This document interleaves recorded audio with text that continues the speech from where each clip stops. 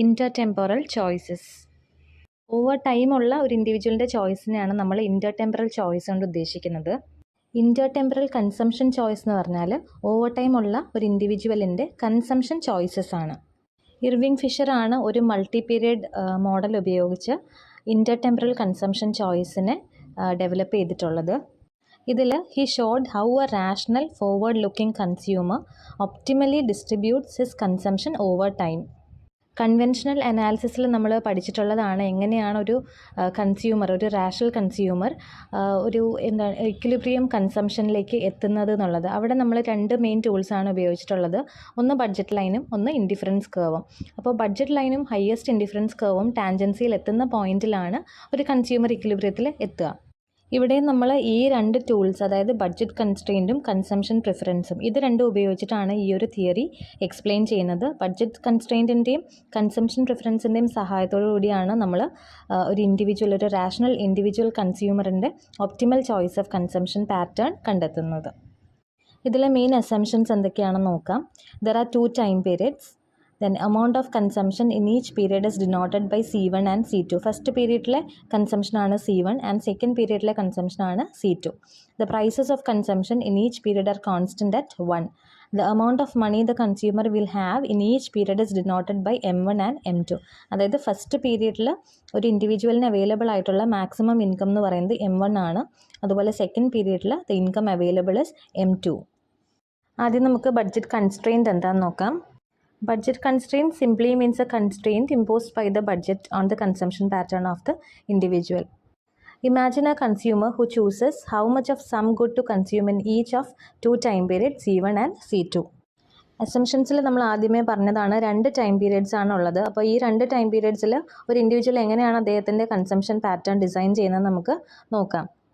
ആദ്യം നമുക്ക് ഈ ഡയഗ്രത്തിലുള്ള ബേസിക് ആയിട്ടുള്ള കാര്യങ്ങളൊന്ന് പറയാം. എക്സ് ആക്സിസിൽ കാണിച്ചേക്കുന്നത് C1, അതായത് ഫസ്റ്റ് പീരീഡിലുള്ള ഇൻഡിവിജ്വലിൻ്റെ കൺസംഷനാണ് C1 എന്ന് പറയുന്നത്.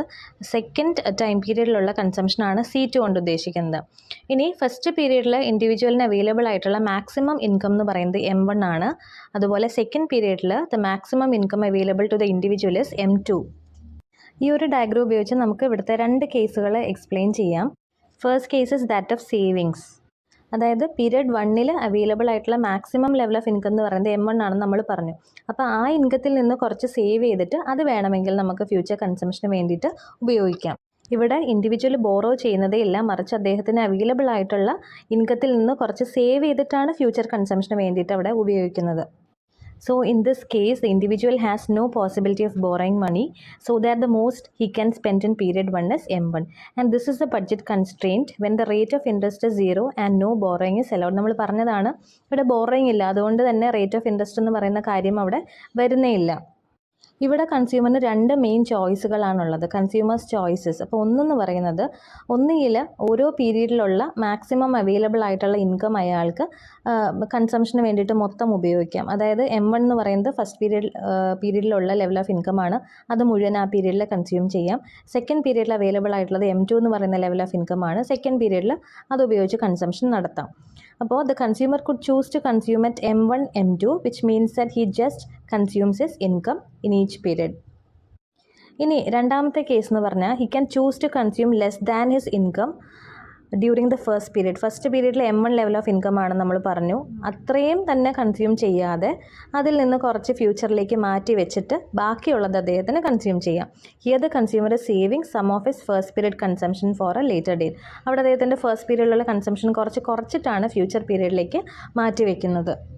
അപ്പോൾ 2 ചോയ്സുകൾ നമ്മളിവിടെ പറഞ്ഞു. ഒന്നിൽ ഫസ്റ്റ് പീരീഡ് ഇൻകം മുഴുവൻ ഫസ്റ്റ് പീരീഡ് കൺസംഷന് വേണ്ടിയിട്ട് ഉപയോഗിക്കാം, അല്ലെങ്കിൽ ഫസ്റ്റ് പീരീഡ് ഇൻകം അത്ര തന്നെ ഉപയോഗിക്കാതെ കുറച്ച് ഫ്യൂച്ചർ കൺസംഷനിലേക്ക് മാറ്റി വയ്ക്കാം.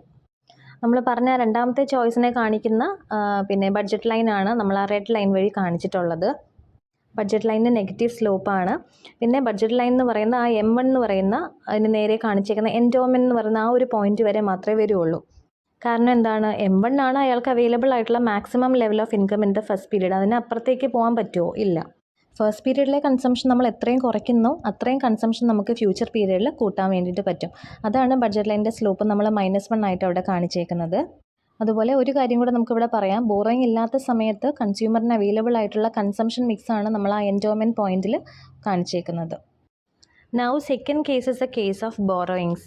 This allows the consumer to borrow and lend money at some interest rate r. നമ്മൾ നേരത്തെ പറഞ്ഞ കേസിൽ സേവിങ്സ് മാത്രമേ ഉണ്ടായിരുന്നുള്ളൂ.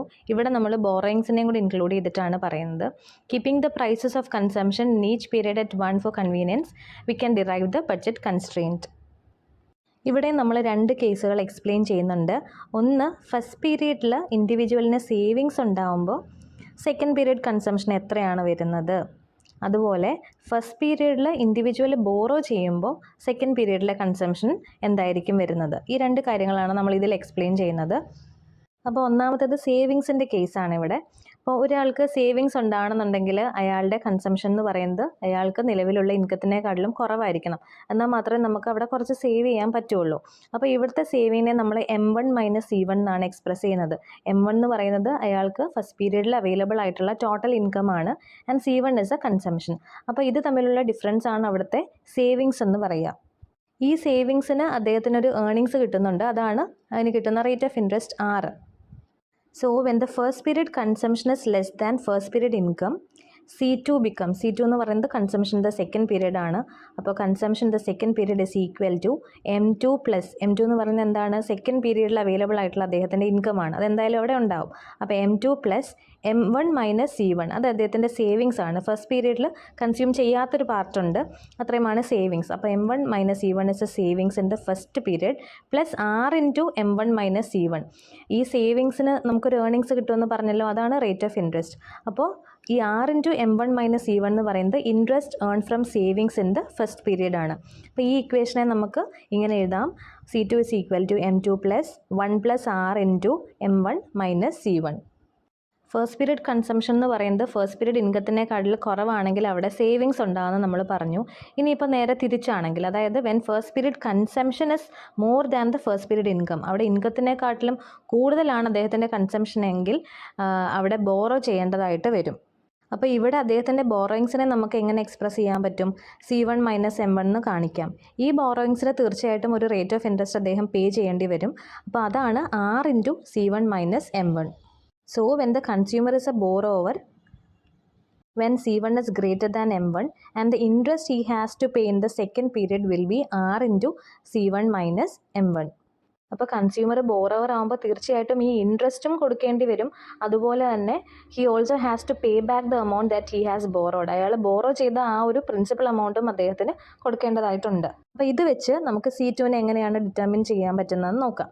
C2 is equal to M2 minus R into C1 minus M1 minus C1 minus M1. അതായത് C2 determine ചെയ്യുന്നത് മെയിനായിട്ട് M2 ആണ്. പക്ഷേ M2 അയാൾക്ക് ഫുള്ളി എടുത്ത് ഉപയോഗിക്കാൻ പറ്റില്ല. കാരണം എന്താണ്, അവിടെ അവൈലബിൾ ആയിട്ടുള്ള M2 എന്ന് പറയുന്ന ഇൻകത്തിൽ നിന്ന് നമ്മൾ രണ്ട് കാര്യങ്ങൾ അവിടെ കുറയ്ക്കണം. എന്തൊക്കെയാണ് കുറയ്ക്കേണ്ടത്? അയാൾ ബോറോ ചെയ്ത ഒരു എമൗണ്ട് ഉണ്ട്, C1 മൈനസ് M1 ആണ് ബോറോ ചെയ്ത എമൗണ്ട്. അതിന് അദ്ദേഹം കൊടുക്കേണ്ടതായിട്ടുള്ള ഒരു ഇൻട്രസ്റ്റ് ഉണ്ട്, അതാണ് R into C1 minus M1 എന്ന് പറയുന്നത്. അപ്പോൾ ഇത് രണ്ടും കുറച്ചതിന് ശേഷമുള്ളത് മാത്രമേ അദ്ദേഹത്തിന് അവിടെ കൺസ്യൂം ചെയ്യാൻ വേണ്ടിയിട്ട് കിട്ടുള്ളൂ. So the equation becomes C2 is equal to M2 plus 1 plus R into M1 minus C1. നമ്മൾ ഇത്രയും നേരം പറഞ്ഞതിനകത്ത് നമുക്ക് 3 മെയിൻ കൺക്ലൂഷൻസിലേക്ക് എത്താം.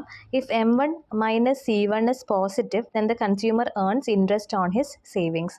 If M1 minus C1 is negative, then the consumer pays interest on his borrowings. And if C1 is equal to M1, then necessarily C2 is equal to M2, and the consumer is neither a borrower nor a lender. We might say that this consumption position is the Polonius point. നമുക്ക് available ആയിട്ടുള്ള ഇൻകത്തിൽ നിന്നും consumption കൂടി നിന്ന് കഴിഞ്ഞാൽ തീർച്ചയായിട്ടും നമ്മൾ borrow ചെയ്യേണ്ടി വരും. ആ സമയത്ത് ഇൻട്രസ്റ്റ് കൊടുക്കേണ്ടതായിട്ടുണ്ട്. അതുപോലെ നമുക്ക് അവൈലബിൾ ആയിട്ടുള്ള ഇൻകത്തിൽ നിന്നും കൺസംഷൻ കുറഞ്ഞിരുന്നാലും നമുക്ക് സേവിങ്സ് ഉണ്ടാവും. ആ സേവിങ്സ് നമ്മൾ ഇൻവെസ്റ്റ് ചെയ്ത് കഴിഞ്ഞാൽ നമുക്ക് റേറ്റ് ഓഫ് ഇൻട്രസ്റ്റ് ഏൺ ചെയ്യാൻ പറ്റും. അതുപോലെ C1ഉം M1ഉം ഈക്വൽ ആണെങ്കിൽ C2ഉം M2ഉം തീർച്ചയായിട്ടും ഈക്വൽ ആയിരിക്കും. അപ്പം ഈ ഒരു പോയിന്റിനെയാണ് നമ്മൾ പൊളോണിയസ് പോയിന്റ് എന്ന് പറയുന്നത്. അപ്പം ഈ ഒരു സിറ്റുവേഷനാണ് ഉള്ളതെങ്കിൽ കൺസ്യൂമർ ബോറോവറും അല്ല ലെൻഡറും അല്ലാത്തൊരു സിറ്റുവേഷനാണ്. നമുക്ക് ബഡ്ജറ്റ് കൺസ്ട്രെയിനെ 2 രീതിയിൽ എക്സ്പ്രസ് ചെയ്യാം. ഒന്ന് പ്രസൻറ്റ് വാല്യൂ ടേംസിലും ഒന്ന് ഫ്യൂച്ചർ വാല്യൂ ടേംസിലും. ആദ്യത്തെ ഇക്വേഷനിൽ നമ്മൾ ബഡ്ജറ്റ് കൺസ്ട്രെയിൻറ്റിനെ ഫ്യൂച്ചർ വാല്യൂവിൻ്റെ ടേംസിലാണ് എക്സ്പ്രസ് ചെയ്തേക്കുന്നത്. 1+r into C1+C2 is equal to 1+r into M1+M2. ഇത് നമുക്ക് എങ്ങനെയാണ് കിട്ടിയെന്ന് നോക്കാം. അതായത് ഇതിന് തൊട്ട് മുന്നേ ഉള്ള സ്ലൈഡിൽ നമ്മളൊരു ഇക്വേഷൻ കണ്ടിരുന്നു. C2 is equal to M2 minus R into C1 minus M1 minus C1 minus M1 എന്ന് പറയുന്നൊരു ഇക്വേഷൻ നമ്മൾ കണ്ടതാണ്. അതിനെ നമ്മളൊന്ന് റീഅറേഞ്ച് ചെയ്ത് എഴുതുമ്പോഴാണ് നമുക്ക് നമ്മളിപ്പം പറഞ്ഞ budget constraint in terms of future value കിട്ടുന്നത്. Budget constraint in terms of future value എന്താ മെഷർ ചെയ്യുന്നത്? It measures the period 1 price relative to the period 2 price. Future value form കാണിക്കുന്ന ഇക്വേഷനെ നമ്മൾ ത്രൂ ഔട്ട് 1+r കൊണ്ട് divide ചെയ്ത് കഴിഞ്ഞാൽ നമുക്ക് പ്രസൻറ്റ് വാല്യൂ ഫോമിലുള്ള ബഡ്ജറ്റ് കൺസ്ട്രെയിൻറ്റ് കിട്ടും. And it measures the period 2 price relative to the period 1 price. ഈ ഇക്വേഷൻസിനെ നമുക്ക് ഇൻ്റർ ടെമ്പറൽ ബഡ്ജറ്റ് കൺസ്ട്രെയിൻറ്റ് എന്ന് പറയാം. കാരണം it relates the consumption in the 2 periods to the income levels in the 2 periods. നമ്മൾ budget കൺസ്ട്രെയിൻറ്റിനെ future വാല്യൂവിൻ്റെ ടേംസിലും പ്രസൻറ്റ് വാല്യൂവിൻ്റെ ടേംസിലും എക്സ്പ്രസ് ചെയ്തു. ഇനി നമുക്ക് അതിൻ്റെ ഒരു ജോമെട്രിക്കൽ ഇൻ്റർപ്രിറ്റേഷനാണ്. ഈ ഒരു ഡയഗ്രാം ഉപയോഗിച്ചിട്ടാണ് നമ്മളതിനെ ഇൻ്റർപ്രറ്റ് ചെയ്യുക. ഇവിടെ എക്സ് ആക്സിസിൽ കാണിച്ചേക്കുന്നത് നമ്മുടെ എൻഡോമെൻ്റെ പ്രസൻറ്റ് വാല്യൂ ആണ്. അതുപോലെ വൈ ആക്സിസിൽ കാണിച്ചേക്കുന്നത് എൻഡോമെൻ്റെ ഫ്യൂച്ചർ വാല്യൂ ആണ്. ഈ രണ്ട് വാല്യൂസ് നമുക്ക് എങ്ങനെ കിട്ടിയെന്നും അതുപോലെ ഈ വാല്യൂസ് ഉപയോഗിച്ച് എങ്ങനെയാണ് ബഡ്ജറ്റ് ലൈൻ കൺസ്ട്രക്ട് ചെയ്യുന്നതെന്ന് നമുക്ക് നോക്കാം. എൻഡോമെൻ്റെ പ്രസൻറ്റ് വാല്യൂ കാൽക്കുലേറ്റ് ചെയ്യാൻ വേണ്ടിയിട്ട് നമ്മൾ ബഡ്ജറ്റ് കൺസ്ട്രെയിൻറ്റിനെ പ്രസൻറ്റ് വാല്യൂ ടേംസിൽ എക്സ്പ്രസ് ചെയ്ത ഇക്വേഷനിലേക്ക് നോക്കാം. അതായത് C1 + C2 divided by 1+r is equal to M1 + M2 divided by 1+r. ഇതുപയോഗിച്ച് നമ്മൾ കാൽക്കുലേറ്റ് ചെയ്യാൻ പോകുന്നത് what is a maximum amount of first period consumption possible to the individual. ഒരു ഇൻഡിവിജ്വലിന് പോസിബിൾ ആകുന്ന maximum amount of first period consumption എത്രയാണ്. അപ്പോൾ അത് അറിയാൻ വേണ്ടിയിട്ട് നമ്മൾ ഈ പറഞ്ഞ ഇക്വേഷനിൽ C2ൻ്റെ വാല്യൂ 0 ആയിട്ട് ഇട്ട് കൊടുക്കുക. അതായത് ഫ്യൂച്ചറിൽ വരാൻ പോകുന്ന ബോറോയിങ്സും എല്ലാം ഉപയോഗിച്ചിട്ടാണ് അയാൾ ഈ പീരീഡിലുള്ള കൺസംഷൻ നടത്താൻ പോകുന്നത്. C2ൽ വരുന്ന അപ്പോൾ കൺസംഷൻ എന്ന് പറയുന്നത് 0 ആയിരിക്കും. അപ്പോൾ നമ്മൾ ആ വരാൻ പോകുന്ന ഇൻകവും ഇപ്പം നമുക്ക് അവൈലബിൾ ആയിട്ടുള്ള ഇൻകവും എല്ലാം ഉപയോഗിച്ചാണ് ഫസ്റ്റ് പീരീഡിൽ കൺസംഷൻ നടത്താൻ പോകുന്നത്. അപ്പോൾ C2 0 ആക്കിക്കൊണ്ട് നമുക്ക് C1ൻ്റെ വാല്യൂ എത്രയാണ് കിട്ടുന്നത്? അവിടെ C1 is equal to M1 + M2 divided by 1+r ആണ്. അത് തന്നെയാണ് നമ്മുടെ എക്സ് ആക്സിസിൽ കാണിച്ചേക്കുന്നത് the present value of the endowment. അപ്പോൾ ഇവിടെ ഇത്ര മാത്രം ഓർത്താൽ മതി. What is a maximum amount of first period consumption possible. നമ്മൾ സെക്കൻഡ് പീരീഡിൽ കൺസംഷൻ ഒന്നുമില്ല, പകരം അതും കൂടെ നമ്മൾ ഇപ്പം കൺസ്യൂം ചെയ്യുകയാണ്. അങ്ങനെയാണെങ്കിൽ നമുക്ക് പിന്നെ അവൈലബിൾ ആകുന്ന മാക്സിമം എമൗണ്ട് ഓഫ് കൺസംഷൻ എത്രയാണ്. ഇനി ഇതുപോലെ തന്നെ നമുക്ക് എൻഡോമെൻ്റെ ഫ്യൂച്ചർ വാല്യൂ കണ്ടുപിടിക്കാം. അവിടെ നമ്മൾ ഉപയോഗിക്കുന്ന ഇക്വേഷൻ എന്ന് പറഞ്ഞാൽ ബഡ്ജറ്റ് കൺസ്ട്രെയിനെ നമ്മൾ ഫ്യൂച്ചർ ടേംസിൽ എക്സ്പ്രസ് ചെയ്തിട്ടുണ്ടായിരുന്നു, ഫ്യൂച്ചർ വാല്യൂ ടേംസിൽ. അപ്പോൾ അതിലേക്ക് നോക്കുക. അതായത് 1+r into C1 + C2 is equal to 1+r into M1 + M2. അതായത് ഒരു ഇൻഡിവിജ്വലിന് അവൈലബിൾ ആയിട്ടുള്ള maximum possible consumption the period 2 ആണ് നമ്മളിവിടെ മെഷർ ചെയ്യുന്നത്. അപ്പോൾ അതിന് വേണ്ടിയിട്ട് C1 എന്ന് പറയുന്ന പീരീഡിൽ നമ്മുടെ കൺസംഷൻ 0 ആയിട്ട് എടുക്കുക. C1 is equal to 0 ആയി കഴിഞ്ഞാൽ C2ൻ്റെ വാല്യൂ നമുക്ക് എത്രയാണ് കിട്ടുന്നത്? So C2 is equal to 1+r into M1 + M2. അതാണ് നമ്മുടെ എൻഡോമെൻ്റെ ഫ്യൂച്ചർ വാല്യൂ. അത് തന്നെയാണ് നമ്മുടെ വൈ ആക്സിസിൽ കാണിച്ചേക്കുന്നത്. അപ്പോൾ ബഡ്ജറ്റ് ലൈൻ്റെ ഹൊറിസോണ്ടൽ ഇൻ്റർസെപ്റ്റ് എന്താ കാണിക്കുന്നത്? Maximum amount of first period consumption possible. അതുപോലെ വെർട്ടിക്കൽ ഇൻ്റർസെപ്റ്റ് എന്താ കാണിക്കുന്നത്? The maximum amount of second period consumption possible. Intercept എന്ന് പറഞ്ഞാൽ അറിയാമെന്ന് വിചാരിക്കുന്നു. ഇപ്പോൾ ഹൊറിസോണ്ടൽ ഇൻ്റർസെപ്റ്റ് എന്ന് പറഞ്ഞാൽ ബഡ്ജറ്റ് ലൈൻ എക്സ് ആക്സിസിനെ കട്ട് ചെയ്യുന്ന ആ ഒരു പോയിൻ്റാണ്. വെർട്ടിക്കൽ ഇൻ്റർസെപ്റ്റ് എന്ന് പറഞ്ഞാൽ ബഡ്ജറ്റ് ലൈൻ വൈ ആക്സിസിനെ കട്ട് ചെയ്യുന്ന ആ പോയിൻ്റാണ്. അപ്പോൾ ഈ രണ്ട് പോയിൻറ്റ്സും കൂടെ ജോയിൻ ചെയ്താലാണ് നിങ്ങൾക്ക് ബഡ്ജറ്റ് ലൈൻ കിട്ടുന്നത്. ഇനി നമ്മുടെ എൻഡോമെൻ്റ് എന്ന് പറയുന്നത്, അതായത് നമ്മുടെ കൺസംഷൻ കോമ്പിനേഷൻ എന്ന് പറയുന്നത് M1 M2 എന്ന് പറയുന്ന ആ പോയിൻ്റാണ്. കാരണം നമുക്ക് അവൈലബിൾ ആയിട്ടുള്ള മാക്സിമം പോസിബിൾ ഇൻകം ആ ഒരു ലെവലിൽ നിന്നാണല്ലോ നമ്മൾ ഈ ഒരു കോമ്പിനേഷൻ കണ്ടുപിടിക്കുന്നത്. അതാണ് അവിടെ മാർക്ക് ചെയ്തേക്കുന്ന എൻഡോമെൻ്റ് എന്ന് പറയുന്ന ആ ഒരു പോയിൻ്റ്. നമ്മുടെ ബഡ്ജറ്റ് ലൈൻ എന്ന് പറയുന്നത് it passes through M1 M2 because it is always N affordable consumption pattern. നമുക്ക് അഫോർഡബിൾ ആയിട്ടുള്ള കൺസംഷൻ പാറ്റേൺ ആണ് ഈ M1 M2 എന്ന് പറയുന്ന എൻഡോമെൻറ്റിൽ കാണിച്ചേക്കുന്നത്. പിന്നെ അതുപോലെ തന്നെ ബഡ്ജറ്റ് ലൈൻ്റെ സ്ലോപ്പ് എന്ന് പറയുന്നത് -1+r ആണ്. ഇത് നമുക്ക് കിട്ടുന്നത് ഡിഫറൻസിയേഷൻ ചെയ്യുമ്പോഴാണ്. DC2 ഡിവൈഡഡ് ബൈ DC1 ചെയ്യുമ്പോൾ നിങ്ങൾക്ക് സ്ലോപ്പ് -1+r എന്ന് കിട്ടും. Next is consumption preferences. Consumption preferences നമ്മൾ റെപ്രസെൻറ്റ് ചെയ്യുന്നത് ഇൻഡിഫറൻസ് കർവ് ഉപയോഗിച്ചാണ്. ഇൻഡിഫറൻസ് കർവിൻ്റെ സ്ലോപ്പ് എന്ന് പറയുന്നത് മാർജിനൽ റേറ്റ് ഓഫ് സബ്സ്റ്റിറ്റ്യൂഷൻ ആണ്, which is always negative. Usual കേസിൽ ഇൻഡിഫറൻസ് കർവിൻ്റെ ഷേപ്പ് എന്ന് പറയുന്നത് കോൺവെക്സ് ആണ്. അപ്പോൾ അതേ ഷേപ്പ് തന്നെയാണ് നമ്മൾ ഇവിടെയും അസ്യൂം ചെയ്യുന്നത്. This means that the individual will prefer an average amount of consumption each period rather than have a lot today and nothing tomorrow or vice versa. അതായത് രണ്ട് പീരീഡിലും ഇൻഡിവിജ്വലിൻ്റെ കൺസംഷൻ പാറ്റേൺ എന്ന് പറയുന്ന ഒരു ആവറേജ് ലെവലായിരിക്കും. നമ്മൾ ആദ്യം തന്നെ പറഞ്ഞതാണ് ഒപ്റ്റിമൽ ചോയ്സ് ഓഫ് കൺസംഷൻ കണ്ടുപിടിക്കാൻ വേണ്ടിയിട്ട് നമുക്ക് രണ്ട് ടൂൾസാണ് മെയിൻലി ആവശ്യമുള്ളത്, ബഡ്ജറ്റ് കൺസ്ട്രെയിൻറ്റും കൺസംഷൻ പ്രിഫറൻസസും. അപ്പോൾ ഇത് രണ്ടും നമ്മൾ ഡിസ്കസ് ചെയ്ത് കഴിഞ്ഞു. ഇനി ഇതുപയോഗിച്ച് എങ്ങനെയാണ് ഒപ്റ്റിമൽ കൺസംഷൻ നമ്മൾ കണ്ടുപിടിക്കുന്നത് നോക്കാം. അപ്പോൾ ഇവിടെ നമ്മൾ രണ്ട് കേസ് പറയുന്നുണ്ട്, ഒന്ന് ബോറോവറും ഒന്ന് ലെൻഡറും. ഇപ്പോൾ നമ്മുടെ ഇൻകത്തിനെക്കാട്ടിലും കുറവാണ് നമ്മുടെ കൺസംഷൻ എങ്കിൽ നമുക്ക് അവിടെ ഒരു സേവിങ് ഉണ്ടാവും. അപ്പം ഈ സേവിങ് നമുക്ക് വേണമെങ്കിൽ ലെൻഡ് ചെയ്യാം.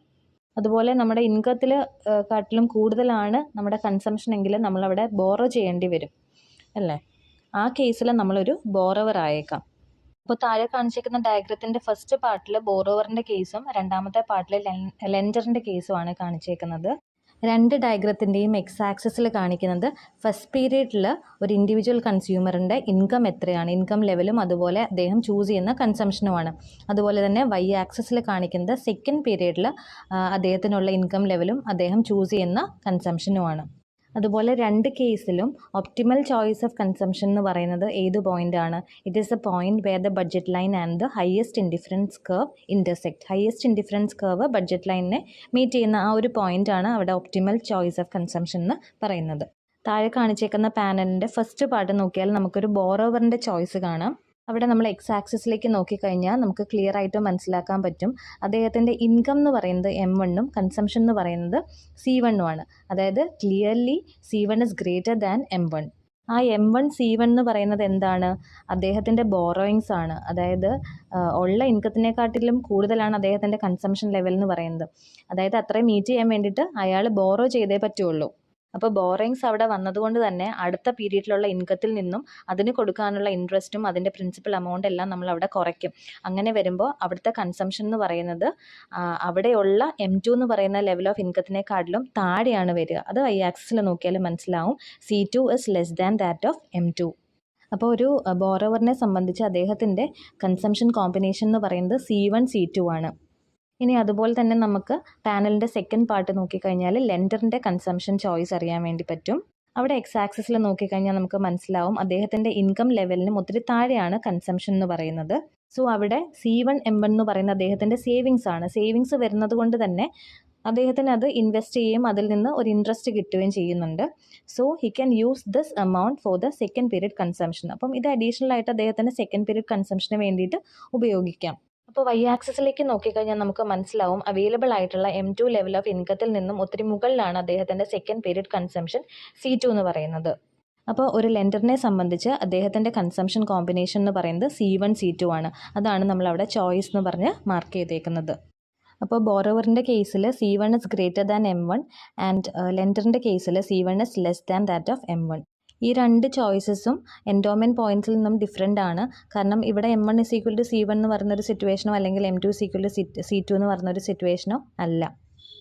ഒരു ബോറോവറിൻ്റെ കേസിൽ എപ്പോഴും ചോയ്സ് എന്ന് പറയുന്നത് എൻഡോമെൻറ്റ് പോയിൻ്റ് റൈറ്റിലായിട്ടാണ് വരുന്നത്. അതുപോലെ ഒരു ലെൻഡറിനെ സംബന്ധിച്ച് അദ്ദേഹത്തിൻ്റെ ഒപ്റ്റിമൽ ചോയ്സ് ഓഫ് കൺസംഷൻ എന്ന് പറയുന്നത് എൻഡോമെൻറ്റിൻ്റെ ലെഫ്റ്റിലായിട്ടാണ് വരുന്നത്.